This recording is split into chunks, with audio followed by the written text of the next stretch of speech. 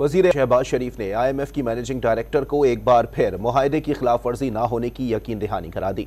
MD IMF ने वाज़े किया कि माजी की पैदा करदा बदएतमादी की वजह से तहफ़्फ़ुज़ात थे, यकीन है आप वादे पूरा करेंगे। वज़ीर आज़म ने यकीन दिलाया कि मौजूदा हुकूमत की मुद्दत अगस्त तक है, जिसके बाद निगरां हुकूमत जिम्मेदारी संभालेगी। वो भी अपनी जिम्मेदारियां पूरी करेगी और अगर इंतखाबात में अवाम ने मुंतखब किया तो IMF की मदद से मईशत को टर्न अराउंड कर देंगे।